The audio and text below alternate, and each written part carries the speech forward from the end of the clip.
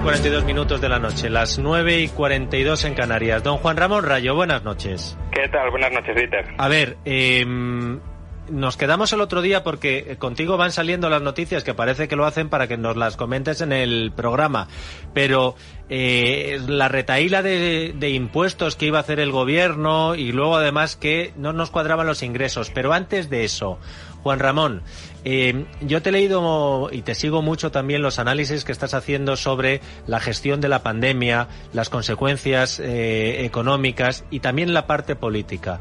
Y tú has defendido aquí, y además me parece que un tipo influyente en lo económico como tú, me parece muy importante que lo haga, que no vale de nada todo lo que vamos a hablar luego de medidas económicas si no se soluciona esto. Se está planteando, Rayo, y yo ya no sé con qué inminencia, si mañana mismo o pasado el fin de semana, la imposición de un toque de queda en toda España. ¿Cómo lo verías tú por las dos vertientes, la política sanitaria y la económica?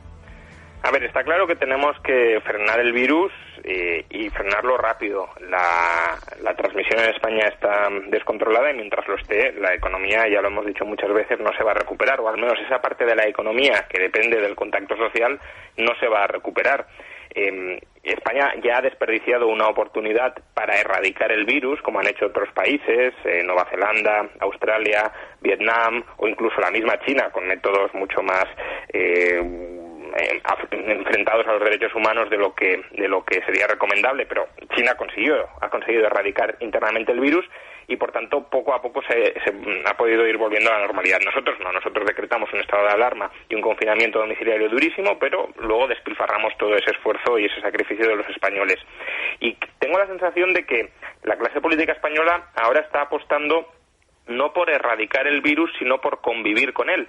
Y el problema de convivir con el virus es que te deja en una situación de fragilidad permanente. Es decir, es muy complicado, incluso con rastreadores y con test, si tienes una enorme cantidad de contagiados dentro del país, que no se te descontrole en cualquier otro momento. Entonces, si conseguimos salir de la segunda ola, que habrá que verlo, nos expondremos, si el virus no ha desaparecido, a una tercera o a una cuarta ola. Están todos los políticos apostando a que la vacuna está a la vuelta de la esquina y, por tanto, pues bueno, lo que tenemos que hacer es ganar unos meses, pero si no lo está, estamos totalmente vendidos con esta estrategia.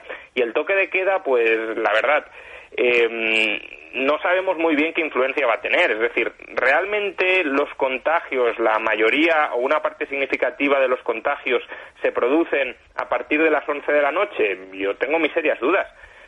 Sabemos que los contagios se producen en espacios cerrados y con contacto social muy estrecho. A partir de las 11 de la noche lo que se limitan son los botellones y actividades al aire libre, porque los bares en la mayoría de España ya están cerrando antes de las 11.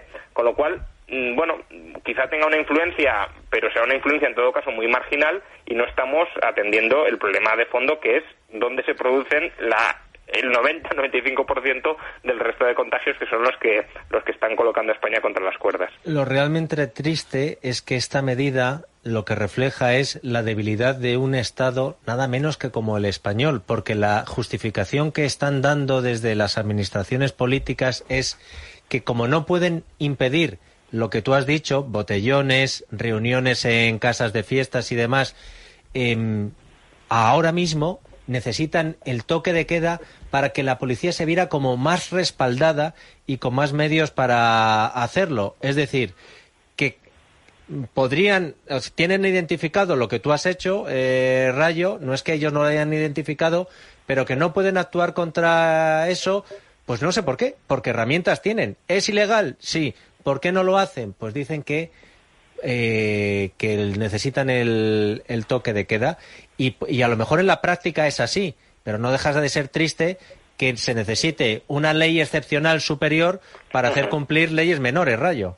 Sí, efectivamente, estamos restringiendo las libertades de absolutamente todo el mundo para intentar que determinadas medidas de prevención sanitaria se respeten. Pero en todo caso, quiero repetir esto, no tenemos mucha evidencia al respecto, pero probablemente los contagios que se estén produciendo incluso en botellones, que son actividades al aire libre, han de ser marginales. Es decir, todas las actividades que estamos viendo, o sea, todas las decisiones que estamos viendo, como cerrar los parques a partir de las 10 de la noche, etcétera, son más bien medidas que intentan hacer creer a la ciudadanía que los políticos están actuando y se están preocupando por la crisis que tenemos entre manos, sin que sea cierto, porque no están tomando medidas realmente eficaces, que, es decir, es más cortina de humo y propaganda que realmente medidas eficaces.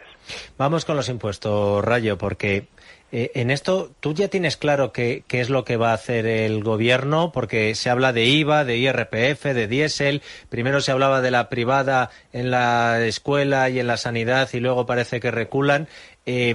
¿Con el borrador de Bruselas ya te haces más o menos una idea de lo que quiere el gobierno o no? No, y esa es parte de la vergüenza, ¿no? O sea, lo que quiere el gobierno es sablearnos mucho más. Eso sí que lo sabemos, pero cómo nos van a sablear mucho más, pues no está claro. Hay algunos impuestos que sí sabemos seguro que se van a crear, como la tasa Tobin, la tasa Google. Por cierto, Sánchez siempre diciendo que apuesta por digitalizar España y demás, y una de las primeras medidas que toma para la digitalización es meterle un impuesto a la digitalización. Pero bueno, creación un impuesto a los envases de plástico y también el IVA a las bebidas azucaradas. Pero a partir de aquí ya todo se vuelve bastante más confuso, porque hablan de fiscalidad verde, que no sabe, distinta a, pues, por ejemplo, los envases de plástico, es decir, no sabemos exactamente qué hay en fiscalidad verde, como decías, probablemente sea el dieselazo, pero el dieselazo no va a proporcionar 1.300 millones de euros, como ellos estiman que van a generar estas medidas, por tanto, tiene que haber más. O hablan de medidas de imposición directa, sin aclararnos cuáles. Hace unos días nos decían que se subiría el IRPF a las rentas de más de 300.000 o incluso de 200.000, como decía Podemos. Hoy Ábalos ha dicho que no se va a subir el IRPF. Entonces, ¿qué medidas de imposición directa se van a aprobar? Que esto no son rumores, esto es lo que se ha comprometido el gobierno a hacer con Bruselas. O medidas de imposición indirecta, que esto ya es lo más llamativo, porque esta partida es la más cuantiosa de todas, 1.500 millones de euros, y no sabemos qué medida de imposición indirecta quieren aprobar. Se nos ha dicho que subirán el IVA de los libros del 4 al 21%, pero luego que no, que subirán el IVA de la sanidad y de la educación, pero luego que no está claro tampoco. En estos 1.500 millones de euros no está incluido, eso es aparte, el IVA a las bebidas azucaradas. Por tanto, el gobierno se ha comprometido a subir muchos impuestos a mucha gente, pero no sabemos cuáles. Y al final, pues lo que están generando es una batalla continuada de globos sonda que es vergonzosa. Si tienen un plan, que lo digan ya, y si no lo tienen, ¿cómo están transmitiendo a Bruselas el mensaje de que tienen un plan cuando no lo tienen? Es que lo mires por donde lo mires, es absurdo, es descabellado. Oye, ¿y qué te dice tu olfato político?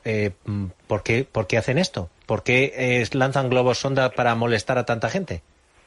Yo creo que son tácticas negociadoras entre unos y otros. Realmente hoy Ábalos ha descartado subir el IRPF, pero yo no lo descartaría, porque esto es parte de la negociación presupuestaria y si Podemos se empeña mucho en que suba, pues donde digo Diego, ¿no? Entonces, yo creo que están simplemente presionándose los unos a los otros para ver hacia dónde tiran, porque saben que han de recaudar adicionalmente, porque hablan de recaudar más de 30.000 millones de euros en una economía que va a caer fácilmente en una nueva recesión. Hoy mismo ya conocíamos estimaciones de que en el cuarto trimestre vamos a volver a caer, el PIB se va a volver a contraer. Pues bien, hablan de recaudar más de 30.000 millones en una economía que, ya digo, puede entrar de nuevo en recesión. Pero bueno, dentro de estos más de 30.000 millones, 7.000, casi 7.000, son por nuevos impuestos. Entonces, claro, se han comprometido a hacerlo y tienen que ver de dónde lo sacan. ¿De dónde lo van a sacar? Pues al final, si realmente quieren extraer dinero, que no quede ninguna duda que será de las clases medias. El otro día, a raíz de estos globos sonda de subir el IRPF a las rentas de 200.000 o de 300.000, estimé cuánto se iba a recaudar por esta vía y estamos hablando de entre 120 millones y 220 millones de euros. Hasta llegar a 7.000 millones, eso no lo van a pagar las rentas altas, por tanto ya sabemos quién lo va a pagar. Y déjame simplemente aclarar que esta subida de impuestos es totalmente innecesaria. Vamos a ver, estamos en un momento económico muy complicado, no es un momento en el que haya que subir impuestos, incluso la gente de izquierdas, la gente más keynesiana, debería estar en contra de subir impuestos, pero bueno, yo podría entender que dada la situación financiera en la que también estamos, con una deuda pública récord y muy peligrosa que tenemos encima, pues que se estén empezando a dar pasos hacia la austeridad y hacia el equilibrio presupuestario. Pero es que claro, el gobierno quiere recaudar 7.000 millones de euros más, al mismo tiempo que anuncia aumentos del gasto no justificados o no justificables. Es decir, el coste de revalorizar las pensiones o de revalorizar los salarios de los empleados públicos, después de que ambos colectivos hayan ganado poder adquisitivo este año, porque se les ha subido el sueldo de la pensión con deflación, supera los 3.000 millones de euros. Entonces, ¿cómo subes los impuestos, la tasa Google, el IRPF, sociedades, IVA, para financiar una subida de gasto que es absolutamente innecesaria en este contexto? ¿Y qué cara se le quedará al técnico de Bruselas que sepa de estas cosas, Rayo, y que haga también los números como tú, cuando le llegue un papel del gobierno de España diciendo lo de los 7.000 millones de euros y en realidad va a recaudar 220 con esos millones? O sea, en Bruselas estas cosas se las tienen que tomar con humor, ¿no? Es que si uno se lee el documento que han enviado a Bruselas, es que no dice nada. O sea, dice, pues lo mismo que te he leído yo. Impacto, medidas en el ámbito de imposición directa, 550 millones de euros. Y dice, pues se adoptarán medidas sobre la imposición directa, pero ¿cuáles? O sea, es que es tan sumamente ridículo que estés mandando un plan de estabilidad presupuestaria al mismo tiempo que estás pidiendo a tus socios comunitarios que te den 140.000 millones de euros, o al menos la mitad, que te lo den sin ningún tipo de obligación de devolverlo, y les mandas un plan de reformas que, si uno lo lee, podría ser el trabajo de un bachiller medio aplicado a la hora de pues colocar o vender un país como le gustaría, muy bonito en el futuro que fuera, pero no hay ningún tipo de concreción, ningún tipo de medida de vamos a hacer esto y esto, dame el dinero justamente para esto y voy a cuantificar cuál es el coste de cada una de las medidas que estoy planteando, por eso te pido el dinero. Y al mismo tiempo también un plan de estabilidad presupuestaria para decir, bueno, este país se toma en serio la solvencia a largo plazo. Pues bien, en ese plan de estabilidad presupuestaria lo que te dan es, bueno, recaudaremos mucho dinero de alguna manera subiendo algunos impuestos. Es que es una cosa deplorable. Profesor Rayo, un abrazo muy fuerte. Gracias por tu ayuda, como siempre.